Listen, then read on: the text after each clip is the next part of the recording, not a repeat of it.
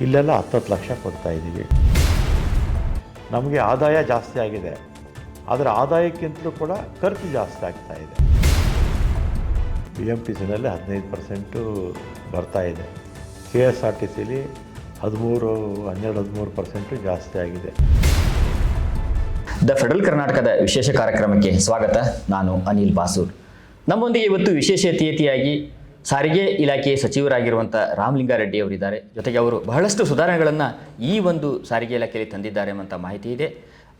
ಪ್ರಮುಖವಾಗಿ ಡ್ರೈವರ್ ಹಾಗೂ ಕಂಡಕ್ಟರ್ಗಳೇನಿದ್ದಾರೆ ಅವರ ಎಲ್ಲ ಸಮಸ್ಯೆಗಳನ್ನು ಕೂಡ ಈಡೇರಿಸಿದ್ದಾರೆ ಎಂಬಂಥದ್ದು ಕೆಲವೊಂದಿಷ್ಟು ಅವರ ಬೇಡಿಕೆಗಳಿದ್ದಾವೆ. ಈ ಎಲ್ಲ ವಿಚಾರಗಳ ಕುರಿತಂತೆ ಅವರನ್ನು ಕೇಳಿ ತಿಳಿದುಕೊಳ್ಳೋಣ. ಸರ್, ಕಾರ್ಯಕ್ರಮಕ್ಕೆ ನಿಮಗೆ ಸ್ವಾಗತ. ಸರ್, ಏನಂತ ಹೇಳಿದರೆ ನೀವು ಬಹಳಷ್ಟು ಕೊಟ್ಟಿರುವಂಥ ಬೇಡಿಕೆಗಳನ್ನು ಈಡೇರಿಸಿದ್ದೀರಿ ಎಂಬಂತಹ ಒಂದು ಮಾತಿದೆ. ಈ ಕ್ಯಾಶ್ಲೆಸ್ ಹೆಲ್ತ್ ಕಾರ್ಡ್ ಏನಿದೆ, ಇದ್ರ ಬಗ್ಗೆ ತುಂಬ ಒಂದು ಶ್ಲಾಘನೆ ಬರ್ತಿರುವಂಥದ್ದು. ಅದನ್ನು ಯಾವ ರೀತಿಯಾಗಿ ಈ ಸಾರಿಗೆ ಇಲಾಖೆ ಸಿಬ್ಬಂದಿ, ಅದರಲ್ಲೂ ಕೂಡ ಕಂಡಕ್ಟರ್ ಹಾಗೂ ಡ್ರೈವರ್ಗಳು ಉಪಯೋಗ ಮಾಡ್ಕೊಳ್ಬೋದು ಸರ್? ಅದನ್ನು ನಮ್ಮಲ್ಲಿ ಒಟ್ಟು 1 ಲಕ್ಷಕ್ಕಿಂತಲೂ ಹೆಚ್ಚು ನೌಕರರಿದ್ದಾರೆ. ಅವಲಂಬಿತರು ಒಂದು 5-6 ಲಕ್ಷ ಇರ್ತಾರೆ. ಒಂದು ಕುಟುಂಬಕ್ಕೆ 5-6 ಆವ್ರೇಜ್ ಅಂದ್ರೂ ಎಸ್ ಸರ್ 5-6 ಲಕ್ಷ ಜನ ಇರ್ತಾರೆ. ಮತ್ತು ಇತ್ತೀಚಿನ ದಿನಗಳಲ್ಲಿ ಖಾಸಗಿ ಆಸ್ಪತ್ರೆಗಳಿಗೆ ಹೋದರೆ ಅಥವಾ ಸರ್ಕಾರಿ ಆಸ್ಪತ್ರೆಗೆ ಹೋದರೂ ಕೂಡ ಕಾಯಿಲೆಗಳು ಬಂದಂಥ ಸಂದರ್ಭದಲ್ಲಿ ಖರ್ಚು ಜಾಸ್ತಿ ಬರುತ್ತೆ. ಹೌದು ಸರ್. ಈಗ ನಮ್ಮಲ್ಲಿ ಉದಾಹರಣೆಗೆ ಮೊನ್ನೆ KSRTCನಲ್ಲಿ ಕ್ಯಾಶ್ಲೆಸ್ ಹೆಲ್ತ್ ಸ್ಕೀಮು ತಂದ್ವಿ. ಅದರಲ್ಲಿ ಕಂಡಕ್ಟ್ರು ಅಥವಾ ಡ್ರೈವರು ಅಥವಾ ನಮ್ಮ ಸ್ಟಾಫು ಒಂದು ತಿಂಗಳಿಗೆ 650 ರೂಪಾಯಿ ಕಟ್ತಾರೆ. ಅಂದರೆ ವರ್ಷಕ್ಕೆ ಹತ್ತಿರ 8,000 ರೂಪಾಯಿ ಖರ್ಚಾಗುತ್ತೆ. ಕಟ್ತಾರೆ ಅವರ ಸ್ಯಾಲ್ರಿನಲ್ಲಿ ಡಿಟೆಕ್ಟ್ ಮಾಡ್ಕೊಳ್ತಾರೆ. 8,000ದಲ್ಲಿ ಅವರು ಗಂಡ ಹೆಂಡತಿ ಅಂದರೆ ಸ್ಪೌಸ್ ಯಾರು ಕೆಲಸದಲ್ಲಿ ಇರ್ತಾರೆ, ಗಂಡ ಕೆಲಸದಲ್ಲಿದ್ದರೆ ಹೆಂಡತಿ ಕೆಲಸದಲ್ಲಿದ್ದರೆ ಗಂಡನಿಗೂ ಅನುಕೂಲ ಆಗುತ್ತೆ. ತಂದೆ ತಾಯಿ ಮತ್ತು ಮಕ್ಕಳು 1-2-3 ಇರ್ತಾರಲ್ಲ, ಈ ರೀತಿ ಎಲ್ರಿಗೂ ಕೂಡ ನಮ್ಮ 250ಕ್ಕಿಂತಲೂ ಹೆಚ್ಚು ಆಸ್ಪತ್ರೆಗಳು ಒಡಂಬಡಿಕೆ ಮೊದಲೇ ದಿನವೇ ಆಯಿತು. ಆಮೇಲೆ ಅದು 300ಕ್ಕಿಂತಲೂ ಹೆಚ್ಚು ಈಗ ಆಗಿದೆ. ಯಾವುದೇ ಆಸ್ಪತ್ರೆಗೆ ಹೋದರೂ ಕೂಡ ಅವರಿಗೆ ಕಾರ್ಡ್ ತೋರಿಸಿದ್ರೆ ಆ ಕಾರ್ಡಲ್ಲಿ ತಂದೆ ತಾಯಿ ಮಕ್ಕಳದು ಎಲ್ಲರದು ಕೂಡ ಡೀಟೇಲ್ಸ್ ಇರುತ್ತೆ. ಅವರು ಅಲ್ಲಿ ಅವನ ಹತ್ರ ಜೋಬಲ್ಲಿ ಹಣ ಇಲ್ಲದೇ ಇದ್ದರೂ ಕೂಡ ಟ್ರೀಟ್ಮೆಂಟ್ ತಗೊಂಡು ಬರ್ಬೋದು. ಹಣವನ್ನು ನಮ್ಮ ಸಂಸ್ಥೆ ಪಾವತಿ ಮಾಡುತ್ತೆ. ಈಗ ಉದಾಹರಣೆಗೆ ಬೆಂಗಳೂರಲ್ಲಿ ಬೇಕಾದಷ್ಟು ಜನ ನಾರ್ತ್ ಕರ್ನಾಟಕದವರು ಕೆಲಸ ಮಾಡ್ತಾಯಿದ್ದಾರೆ. ಇಲ್ಲಿ ಡ್ರೈವರ್ಸ್ ಆಗಿ ಕಂಡಕ್ಟರ್ಸ್ ಆಗಿ ಅವ್ರ ತಂದೆ ತಾಯಿ ಊರಲ್ಲಿರ್ತಾರೆ. ಆ ಕಾರ್ಡ್ ತೋರಿಸಿದ್ರೆ ಅವ್ರು ಅಲ್ಲೇ ತಗೋಬೋದು. ತಂದೆ ತಾಯಿ ಅವ್ರು ಇಲ್ಲಿ ಬರಬೇಕಾಗಿಲ್ಲ. ಅಥವಾ ಅವ್ರ ಮಕ್ಕಳು ಎಲ್ಲೋ ಮೈಸೂರಲ್ಲೋ ಶಿವಮೊಗ್ಗದಲ್ಲೋ ಓದ್ತಾ ಇರ್ತಾರೆ. ಅವ್ರಿಗೇನಾದರೂ ಅಲ್ಲಿ ಕಾಯಿಲೆ ಆದರೆ ಈ ಕಾರ್ಡ್ ನಂಬರ್ನ ಇದಕ್ಕೆ ಹಾಕಿದ್ರೆ ಅವರಲ್ಲೇ ಟ್ರೀಟ್ಮೆಂಟ್ ತಗೋಬೋದು. ಮತ್ತು ಈ ಕೇವಲ ಈಗ ನಾವು ಈ ಬ್ಲಡ್ಡು ರೋಟೀನಾಗಿ 6 ತಿಂಗಳಿಗೆ ವರ್ಷಕ್ಕೊಂದ್ಸಲಿ ಮಾಡಿಸ್ತಾರಲ್ಲ, ಎಲ್ಲ ಓವರಾಲ್ ಬಾಡಿ ಚೆಕಪ್ ಮಾಡ್ತಾರಲ್ಲ, ಆಸ್ಪತ್ರೆ ಎಷ್ಟು ಕನಿಷ್ಠ ಒಂದು 4-5 ಸಾವಿರ ರೂಪಾಯಿ ಮಾಡ್ತಾರೆ. ಸ್ವಲ್ಪ ದೊಡ್ಡ ಹಾಸ್ಪಿಟ್ಲಲ್ಲಿ 7-8 ಸಾವಿರ ಮಾಡಿಬಿಡ್ತಾರೆ. ಆದರೆ ಇಡೀ ಕುಟುಂಬಕ್ಕೆ ಕೇವಲ ಅವರು ಕಟ್ಟೋದು 8,000. ಉಳಿದಿರ್ತಕ್ಕಂಥದ್ದು ನಮ್ಮ ಸಂಸ್ಥೆಗಳು ಹಾಕ್ಕೊಂಡು ಅವರಿಗೆ ಉಚಿತ ಚಿಕಿತ್ಸೆ, ಉಚಿತ ಅಂದರೆ ಕ್ಯಾಶ್ಲೆಸ್ ಕೊಡುತ್ತೆ. ಅಂದರೆ ಅದು ಹಾಂ ಸರ್ ಹೇಳಿ, ಅದನ್ನು ಅಡ್ಮಿಟ್ ಆಗಲೇಬೇಕು ಅಂತಿಲ್ಲ. ನೀವು ಬ್ಲಡ್ ಟೆಸ್ಟಿಗೆ ಎಲ್ಲದಕ್ಕೂ ಕೂಡ ಕಾರ್ಡನ್ನು ಬಳಸ್ಕೋಬೋದು ಅವರು. ಅಲ್ಲ, ಕಾಯಿಲೆ ಅಂತ ಬಂದಂಥ ಸಂದರ್ಭ. ಸರಿ ಸರ್ ಕಾಯಿಲೆಗಳು. Yes sir. ಏನಂತ ಹೇಳಿದರೆ ಜೊತೆಗೆ ಏನಂತ ಇನ್ನೊಂದು ಪ್ರಮುಖವಾದಂಥ ಬೇಡಿಕೆ, ಅದ್ರ ಬಗ್ಗೆ ನೀವು ಕೂಡ ಈಗ ಒಂದು ಸಭೆಯನ್ನು ಕೂಡ ಕರೆದಿದ್ದೀರಿ ಎಂಬಂಥದ್ದಿದೆ. ಸಮಾನ ವೇತನದ ಕುರಿತಂತೆ ಅವರಿಟ್ಟಿರುವಂಥ ಬೇಡಿಕೆ, ಅದ್ರ ಬಗ್ಗೆ ಸರ್ಕಾರದ ಚಿಂತನೆ ಅಥವಾ ತೀರ್ಮಾನ ಏನಾಗ್ಬೋದು ಸರ್? ಸಮಾನ ವೇತನ ಕೊಡ್ತೀವಿ ಅಂತೇಳಿ ನಮ್ಮ ಪ್ರಣಾಳಿಕೆಯಲ್ಲೂ ಕೂಡ ಎಸ್ ಸರ್ ಘೋಷಣೆ ಮಾಡಿದ್ದಾರೆ.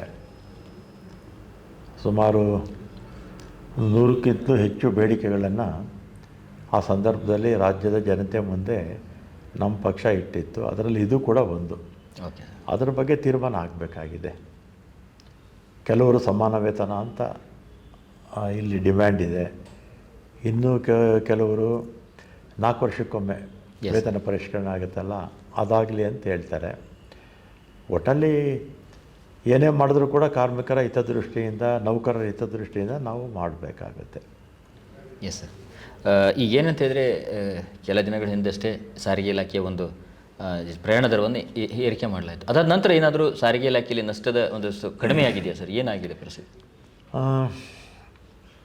ನಾವು 15% ಏರಿಸಿದ್ದೀವಿ. Yes sir. ಕಾರಣ ಏನು ಅಂದರೆ, ನಮ್ಮಲ್ಲಿ BJP ಸರ್ಕಾರ ಅಧಿಕಾರ ಬಿಟ್ಟೋದಂಥ ಸಂದರ್ಭದಲ್ಲಿ 5,900 ಕೋಟಿ ಸಾಲ ಇಟ್ಟೋಗಿದ್ರು. 5,900 ಕೋಟಿ ಸಾಲ ಇಟ್ಟೋಗಿದ್ರು. ಆಮೇಲೆ BMTCನಲ್ಲಿ 2014ರಲ್ಲಿ, ಅಂದರೆ 10 ವರ್ಷಕ್ಕೆ ಮುಂಚೆ ವೇತನ ಪರಿಷ್ಕರಣೆ, ಇದು ದರ ಪರಿಷ್ಕರಣೆ ಆಗಿದ್ದು. 10 ವರ್ಷಕ್ಕೆ ಮುಂಚೆ ಡೀಸೆಲ್ ಬೆಲೆ ಎಷ್ಟಿತ್ತು, ಆಮೇಲೆ ಸ್ಯಾಲ್ರೀಸ್ ಎಷ್ಟಿತ್ತು, ಆಮೇಲೆ ವೇರ್ ಆ್ಯಂಡ್ ಟೈರ್, ಯಾವುದು ನಮ್ಮ ಟೈರು, ಟ್ಯೂಬು, ಆಯಿಲು, ಇನ್ನೊಂದೆಲ್ಲ ಇರುತ್ತಲ್ಲ, ನಮ್ಮ ಬಿಲ್ಡಿಂಗ್ಗಳು ಕಟ್ತೀವಿ, ವರ್ಕ್ಶಾಪ್ಗಳು ಕಟ್ತೀವಿ ಅಲ್ವಾ, ಡಿಪೋಗಳು ಕಟ್ತೀವಿ. ಈಗೇನು 10 ವರ್ಷಕ್ಕೆ ಮುಂಚೆ ನಾವು ವೇತನ ಇದು ದರ ಏರಿಸೋದಕ್ಕೆ ಏರಿಸಿದ್ವಲ್ಲ, ಅದರ ಡಬಲ್ಲು ಈಗ ಖರ್ಚಾಗ್ತಾ ಇದೆ. ನಮಗೆ ಆದಾಯ ಜಾಸ್ತಿ ಆಗಿದೆ, ಅದರ ಆದಾಯಕ್ಕಿಂತಲೂ ಕೂಡ ಖರ್ಚು ಜಾಸ್ತಿ ಆಗ್ತಾ ಇದೆ. ಆಮೇಲೆ ವಾಯುವ್ಯ ಕರ್ನಾಟಕ, ಕಲ್ಯಾಣ ಕರ್ನಾಟಕ, KSRTC ಮೂರರಲ್ಲೂ ಕೂಡ 2020 ಜನವರಿ 26ನೇ ತಾರೀಕು ದರ ಪರಿಷ್ಕರಣೆ ಮಾಡಿದ್ದರು. ಅಂದರೆ 5 ವರ್ಷ ಹಿಂದೆ ದರ ಪರಿಷ್ಕರಣೆ ಮಾಡಿದರು. ಆಗ ಡೀಸೆಲ್ ಬೆಲೆ ಎಷ್ಟಿತ್ತು, ವೇರ್ ಆ್ಯಂಡ್ ಟೈರ್ ಎಷ್ಟಿತ್ತು, ಸ್ಯಾಲ್ರೀಸ್ ಎಷ್ಟಿತ್ತು. ಆಮೇಲೆ 4 ವರ್ಷಕ್ಕೊಮ್ಮೆ ಸ್ಯಾಲ್ರೀಸು ಪರಿಷ್ಕರಣೆ ಆಗ್ತಾನೇ ಇರುತ್ತೆ. ಅದೇ ವೇತನ ಏರಿಸಬೇಕು. ಡೀಸೆಲ್ಲು 2020ರಲ್ಲಿ ಒಂದು ದಿನಕ್ಕೆ 9 ಕೋಟಿ ಖರ್ಚಾಗ್ತಿತ್ತು, ಈಗ 13 ಕೋಟಿ ಖರ್ಚಾಗುತ್ತೆ. ಒಂದು ದಿನಕ್ಕೆ 4 ಕೋಟಿ ಖರ್ಚಾಗ್ತಾಯಿದೆ, ಜಾಸ್ತಿ. ಆಮೇಲೆ ಸ್ಯಾಲ್ರೀಸು ಒಂದು ದಿನಕ್ಕೆ 12 ಕೋಟಿ ಬೇಕಾಗಿತ್ತು 2020ರಲ್ಲಿ, ಈಗ 18 ಕೋಟಿ ಆಗುತ್ತೆ. ಅದರಿಂದ ಅನಿವಾರ್ಯವಾಗಿ BJPಯವರು 5,900 ಕೋಟಿ ಸಾಲ ಇಟ್ಟಿದ್ದು, ಅದ್ರ ಜೊತೆಗೆ ಖರ್ಚು ವೆಚ್ಚಗಳು ಜಾಸ್ತಿ ಆಗಿದ್ದರಿಂದ 15% ಜಾಸ್ತಿ ಮಾಡಿದ್ದು. ಆಮೇಲೆ ಇವತ್ತೇನು BJPಯವರು ಬೆಲೆ ಏರಿಕೆ ಬಗ್ಗೆ ಟೀಕೆ ಮಾಡ್ತಾರೆ, ಅಲ್ಲೋಗಿ ಹೂವು ಕೊಡ್ತಾರೆ, ಎಲ್ಲಿ ಇದರಲ್ಲಿ ಪ್ರತಿಭಟನೆ, ಸಿದ್ದರಾಮಯ್ಯನವರು ಟಿಕೆಟ್ ದರ ಏರಿಸ್ಬಿಟ್ರು, ನಾವು ಕ್ಷಮೆ ಕೇಳ್ತೀವಿ ಅಂತ. ಯಾರು ಅಲ್ಲೋಗಿ ಕ್ಷಮೆ ಕೇಳ್ತೀವಿ ಅಂತ ಹೂವು ಕೊಟ್ಟರು, ಅವರು 2008ರಿಂದ 2013ವರೆಗೂ ವಿಪಕ್ಷ ನಾಯಕರಾಗಿದ್ದ ಆರ್ ಅಶೋಕ್ ಅವರು ಈಗ ವಿಪಕ್ಷ ನಾಯಕರಾಗಿ 7 ಬಾರಿ ಟಿಕೆಟ್ ದರ ಏರಿಸಿದರು. 7 ಬಾರಿನೂ ಸೇರಿದ್ರೆ 47% ಟಿಕೆಟ್ ದರ ಏರಿಸಿದರು. ಬೊಮ್ಮಾಯಿಯವರು ಅವರು ಕೂಡ 12% ಏರಿಸಿದರು, ಅವರು ಮುಖ್ಯಮಂತ್ರಿಗಳಾಗಿದ್ದಾಗ. ಅದಾದಮೇಲೆ ಯಡಿಯೂರಪ್ಪನವರು, ಅವರು ಕೂಡ ಮೊನ್ನೆ ದರ ಇಳಿಸಿ ಅಂತ ಹೇಳಿದರು. ಅವರು ಮುಖ್ಯಮಂತ್ರಿ ಆಗಿದ್ದಾಗ 2010ರಲ್ಲಿರಬೇಕು, ಮೊದಲನೇ ಸಲ ಆಗಿದ್ದಾಗ ಅವರು ಕೂಡ ಏರಿಸಿದ್ರು 12%. ವಿಪಕ್ಷದಲ್ಲಿದ್ದಾಗ ಒಂಥರ, ಆಡಳಿತ ಪಕ್ಷದಲ್ಲಿದ್ದಾಗ ಒಂಥರ ಎಲ್ಲ. ಆಮೇಲೆ ಸಂಸ್ಥೆ ಉಳಿಬೇಕು, KSRTC. ಇದು ಯಾರೋ ಹಿಂದೆ ನಮ್ಮ ಸರ್ಕಾರ ಬರೋಕ್ಕೆ ಮುಂಚೆ ಈ ಸಂಸ್ಥೆ ಕಟ್ಟಿರೋದು.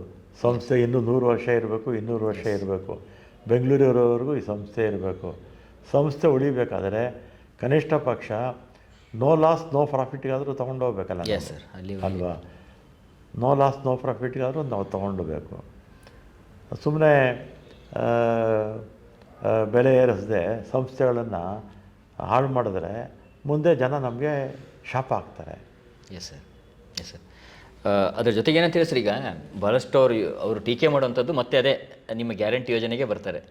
ಮತ್ತು ಅದೇ ರೀತಿಯಾಗಿ ಶಕ್ತಿ ಯೋಜನೆಯಿಂದ ಏನಾದರೂ ಈ ದರ ಏರಿಕೆ ಮಾಡಿದ ನಂತರನೂ ಕೂಡ ಸಂಸ್ಥೆ ಮೇಲೆ ಏನಾದರೂ ಪರಿಣಾಮ ಆಗಿದೆಯಾ? ಈಗ 15% ಜಾಸ್ತಿ ಮಾಡಿದ್ದೀವಿ. ಈಗಾಗಲೇ BMTCನಲ್ಲಿ 15% ಬರ್ತಾಯಿದೆ. KSRTCಲಿ 12-13% ಜಾಸ್ತಿ ಆಗಿದೆ. ನಮ್ಮಲ್ಲೇನಾಗಿದೆ, ಮಾರ್ಚ್ ತಿಂಗಳವರೆಗೂ ಕೂಡ ಎಕ್ಸಾಮ್ಸ್ ಅಲ್ವಾ, ಎಕ್ಸಾಮ್ಸು ಸ್ಕೂಲ್ಸು ಇರೋದ್ರಿಂದ ಸ್ವಲ್ಪ ಪ್ರಯಾಣ ಮಾಡೋದು ಕಡಿಮೆ. ಏಪ್ರಿಲ್ 1ರಿಂದ ಮತ್ತು ನವಂಬರ್ವರೆಗೂ ಕೂಡ ಜನ ಜಾಸ್ತಿ ಓಡಾಡ್ತಾರೆ. ಆವಾಗ ಸಹಜವಾಗಿ ಇದಾಗುತ್ತೆ. ನಾವೇನು 15% ಏರಿಕೆ ಮಾಡಿದ್ದೀವಿ, ಅದು ಸ್ವಲ್ಪ ನಮಗೆ ಚೇತರಿಸ್ಕೊಳ್ಳೋದಕ್ಕೆ ಓಕೆ ಖಂಡಿತ ಅನುಕೂಲ ಆಗುತ್ತೆ. Okay sir. ಅದ್ರ ಜೊತೆಗೆ ಮತ್ತೊಂದು ವಿಚಾರ ಅಂತ ಹೇಳಿದರೆ, ಈಗಾಗಲೇ ಹೊಸ ಈ ಸಾರಿಗೆ ಇಲಾಖೆನ ಬಿಟ್ಟರೆ ಹೊಸ ಒಂದು ವೆಹಿಕಲ್ನ ತಗೊಳ್ಳುವಂಥವ್ರಿಗೆ 1,000 ರೂಪಾಯಿ ಟ್ಯಾಕ್ಸನ್ನು ಅಥವಾ ಟ್ಯಾಕ್ಸನ್ನು ಹಾಕುವಂಥದ್ದು, ಅದರಿಂದ ಏನು ದುಡ್ಡು ಮೊತ್ತ, ಅದ್ರ ಕಲೆಕ್ಟ್ ಆಗುವಂಥ ದುಡ್ಡನ್ನು ಏನಾಗ್ತದೆ, ಯಾವ ಕಾರಣಕ್ಕಾಗಿ? ಹಾಂ ಸರ್. ಸುಮಾರು 8 ಲಕ್ಷ ಕಮರ್ಷಿಯಲ್ ವೆಹಿಕಲ್ಸು, ಅಂದರೆ ಆಟೋ ಸೇರಿಸಿ ಬೇರೆ ಬೇರೆ ವೆಹಿಕಲ್ಸು ಲೈಸೆನ್ಸ್ ತೊಗೊಂಡಿರ್ತಕ್ಕಂಥ ಚಾಲಕರಿದ್ದಾರೆ. ಮತ್ತು ಆ ವೃತ್ತಿನಲ್ಲಿರ್ತಕ್ಕಂಥವರು ಇನ್ನೂ ಬೇರೆ ಬೇರೆಯವರೆಲ್ಲ ಇದ್ದಾರೆ. ಅವರಿಗೆ ಒಂದು ಮಂಡಳಿ ಮಾಡಬೇಕು ಅಂತೇಳಿ ವಿಧಾನಸಭೆಯಲ್ಲಿ ಅದನ್ನು ಒಪ್ಪಿಗೆ ಪಡ್ಕೊಂಡು ಮಂಡಳಿ ಕೂಡ ಮಾಡಿದ್ವಿ. ಅದಕ್ಕೆ ಸರ್ಕಾರ ಕೂಡ ಹಣ ಮುಂದಕ್ಕೆ ಕೊಡ್ಬೋದು. ಈಗ ನಾವು ಅದಕ್ಕೆ ಪೂರಕವಾಗಿ ಸ್ವಲ್ಪ ಹಣನೂ ಬೇಕಲ್ಲ. ಈಗ ನಾವು ಮಂಡಳಿ ಮಾಡಿದ್ಮೇಲೆ ಅದರಲ್ಲಿ ಹಣ ಇಲ್ಲ ಅಂದರೆ ನಾವೇನು ಸಹಾಯ ಮಾಡೋಕ್ಕಾಗಲ್ಲ. ಈಗ ಅವ್ರ ಮಕ್ಕಳ ವಿದ್ಯಾಭ್ಯಾಸಕ್ಕೆ, ಆಕ್ಸಿಡೆಂಟ್ ಆದರೆ ಅವ್ರಿಗೆ ಸಹಾಯ ಮಾಡುವಂಥದ್ದು, ಬೇಗ ಒಂದು 60-65 ವರ್ಷಕ್ಕೆ ಮುಂಚೆ ಸತ್ತೋಗ್ಬಿಟ್ರೆ ಅವರಿಗೆ ಕುಟುಂಬಕ್ಕೆ ಪರಿಹಾರ ಕೊಡುವಂಥದ್ದು, ಈ ರೀತಿ ಅದಕ್ಕೆ ಪೂರಕವಾಗಿ ಹಣ ಹೊಂದಿಸ್ಬೇಕಲ್ಲ. ಅದಕ್ಕೆ ನಾವು ಕಾರುಗಳಿಗೆ 1,000 ರೂಪಾಯಿ ಹಾಕಿದ್ದೀವಿ, 2 ವೀಲರ್ಸ್ಗೆ 500 ರೂಪಾಯಿ ಹಾಕಿದ್ದೀವಿ. ಯಾರೇ ಕಾರ್ ತಗೊಳ್ಳಿ ಅಥವಾ ಯಾರೇ 2 ವೀಲರ್ ತಗೊಳ್ಳಿ, ದೇವಸ್ಥಾನಕ್ಕೆ ಹೋಗಿ ಪೂಜೆ ಮಾಡಿಸ್ತಾರೆ. ದೇವಸ್ಥಾನಕ್ಕೆ ಹೋಗಿ ಪೂಜೆ ಮಾಡಿದಾಗ ಒಂದು 500,000 ರೂಪಾಯಿ ಖರ್ಚು ಮಾಡ್ತಾರಾ ಇಲ್ವ? ಹೌದು ಸರ್. ಇದು ಭಾಳ ಕಡಿಮೆ, ಸಹಜವಾಗಿ ಆಗುವಂಥದ್ದು. ಇದೆಲ್ಲ ಕೂಡ ಯಾರಿಗೂ ಹೋಗುತ್ತೆ? ಅಲ್ಲಿ ಈ ವಲಯದಲ್ಲಿ ದುಡಿತಾ ಇರತಕ್ಕಂಥ ಟ್ರಾನ್ಸ್ಪೋರ್ಟಲ್ಲಿ ಆ ಜನಕ್ಕೆ ಕೊಡ್ತೀವಿ ಅಷ್ಟೇ. ಅಂದರೆ ನೀವು ಈಗ ಮೂಲತಃವಾಗಿ ನಿಮ್ಮ ಇಲಾಖೆ ಅಂದರೆ ಸಂಗ್ರಹ ಮಾಡ್ಕೊಂಡು ಕೊಡುವಂಥದ್ದು, ಸರ್ಕಾರದ ಅಂತ ಅನುದಾನ ಬಂದ ನಂತರ ಅದನ್ನು ಉಪಯೋಗ ಮಾಡಲ್ಲ, ಅದನ್ನು ಕೊಡ್ತೀವಿ. ಇದೂ ಇರುತ್ತೆ. ಓಕೆ. ಇದು ಪರ್ಮನೆಂಟ್ ಸೋರ್ಸ್ ಆಗುತ್ತೆ. Yes sir. ಸರ್ಕಾರನೂ ಕೊಡ್ಬೋದು, ಬಡ್ಜೆಟಲ್ಲಿ. ಓಕೆ. ಸರ್ಕಾರನೂ ಕೊಡ್ಬೋದು. ಬೇರೆ ಬೇರೆ ಇಲಾಖೆಯಲ್ಲಿ ಇದೆಯಲ್ಲ ಬೋರ್ಡು ಕಾರ್ಪೊರೇಷನ್ಗೆ, ನಿಗಮ ಮಂಡಳಿಗೆ ತೆಗೆದಿರೋ ಇದಕ್ಕೂ ಕೊಡ್ಬೋದು. ಓಕೆ. ಮತ್ತು ಮುಂದಕ್ಕೂ ಕೂಡ ನಾವು ಇನ್ಯಾವುದನ್ನ ವಿಧದಲ್ಲಿ ಹಣ ಶೇಖರಣೆ ಮಾಡಿ ಇನ್ನೂ ಹೆಚ್ಚು ಹಣ ಬರೋ ರೀತಿ ಮಾಡಿಕೊಂಡ್ರೆ ಕಷ್ಟದಲ್ಲಿರ್ತಕ್ಕಂಥವ್ರಿಗೆ ಸಹಾಯ ಆಗುತ್ತೆ. ಓಕೆ. ಅಂದರೆ ಈಗೇನು 1,000 ರೂಪಾಯಿ ಅಂತ ಕಲೆಕ್ಟ್ ಮಾಡ್ತಾ ಇದ್ದೀರಿ, ಅದು ಪ್ರಮುಖವಾಗಿ ಅವರಿಗೆ ಮಾತ್ರನೇ ಮೀಸಲಿರ್ತದೆ, ಬೇರೆದವ್ರಿಗೆ ಯಾರಿಗೂ ಕೊಡೋದಿಲ್ಲ. ಆ ಟ್ರಾನ್ಸ್ಪೋರ್ಟ್ ಒಂದು ಬೋರ್ಡ್ ಮಾಡಿದ್ದೀವಲ್ಲ, ಆ ಬೋರ್ಡಲ್ಲಿರುತ್ತೆ. ಆ ಬೋರ್ಡಲ್ಲಿ ಯಾರ್ಯಾರು ನಮ್ಮ ಹತ್ರ ಇದಿರುತ್ತಲ್ಲ, ಈಗ ಡ್ರೈವರ್ಸ್ ಯಾರ್ಯಾರು ಅಂತ ನಮ್ಮ ಹತ್ರ ಡಾಕ್ಯುಮೆಂಟೇಷನ್ ಇರುತ್ತಲ್ಲ, ಅದಕ್ಕೆ ಸಂಬಂಧಪಟ್ಟವ್ರು ಯಾರು ಬೇಕಾದರೂ ಅಪ್ಲಿಕೇಶನ್ ಹಾಕ್ಕೋಬೋದು. ಓಕೆ. ಓಕೆ. ಮತ್ತೊಂದು ವಿಚಾರ ಅಂತ ಹೇಳಿ ಸರ್, ಏನಂತ ಹೇಳಿದ್ರೆ ಇತ್ತೀಚೆಗೆ ಬಂದಂಥ ಒಂದು ಮಾಹಿತಿ, ಅದು ಎಷ್ಟರ ಮಟ್ಟಿಗೆ ಇದು ಸ್ಮಾರ್ಟ್ ಕಾರ್ಡ್ಗಳ ವಿತರಣೆಯಲ್ಲಿ ವಿಳಂಬ ಆಗ್ತಾ ಇದೆ ಮತ್ತು ಏನು ಸಮಸ್ಯೆ ಆಗಿದೆ?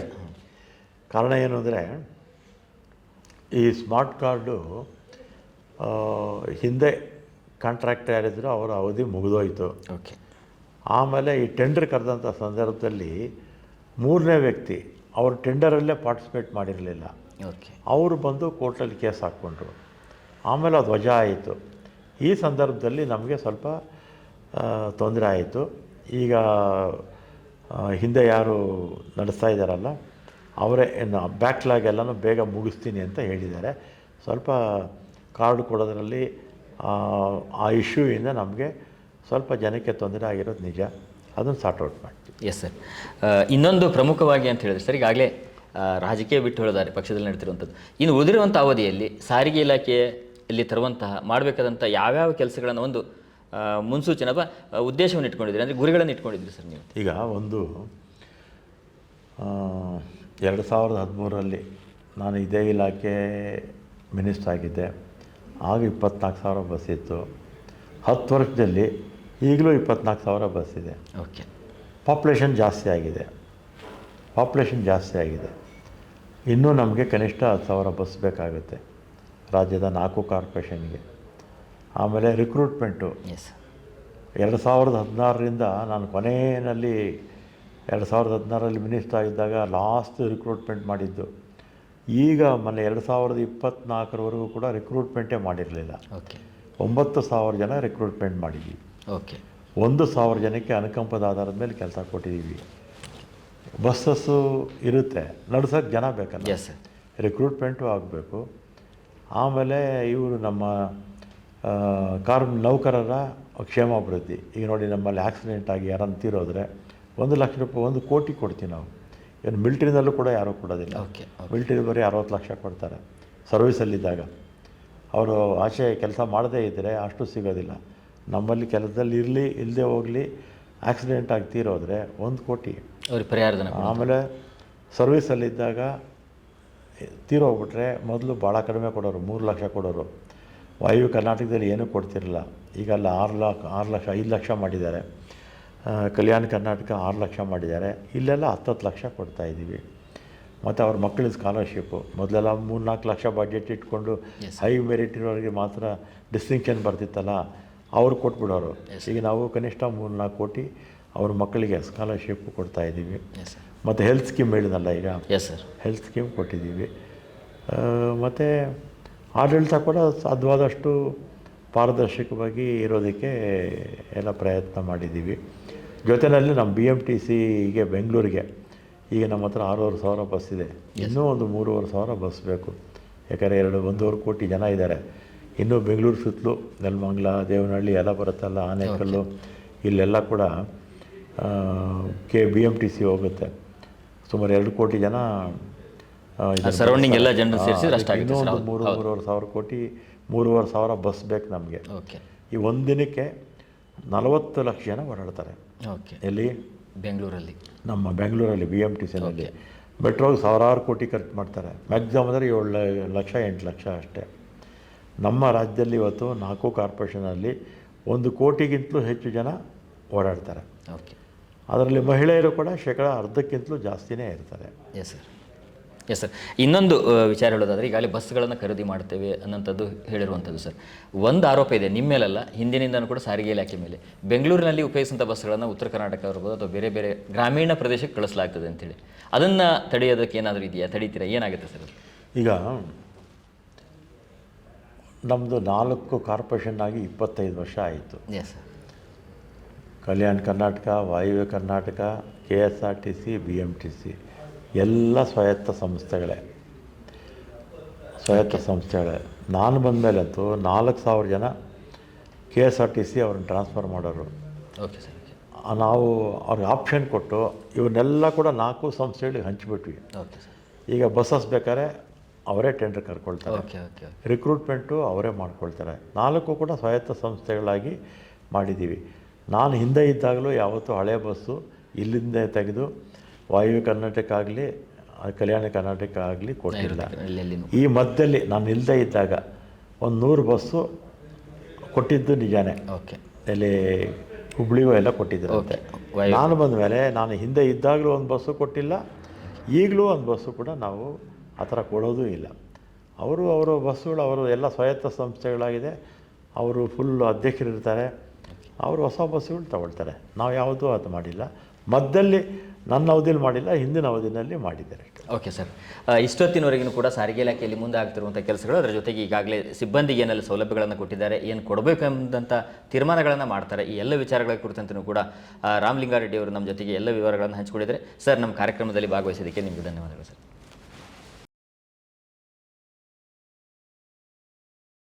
ಹೆಚ್ಚಿನ ಸುದ್ದಿ ಅಪ್ಡೇಟ್ಗೆ ಈಗಲೇ ದ ಫೆಡರಲ್ ಕರ್ನಾಟಕ ಯೂಟ್ಯೂಬ್ ಪೇಜನ್ನು ಸಬ್ಸ್ಕ್ರೈಬ್ ಮಾಡಿ.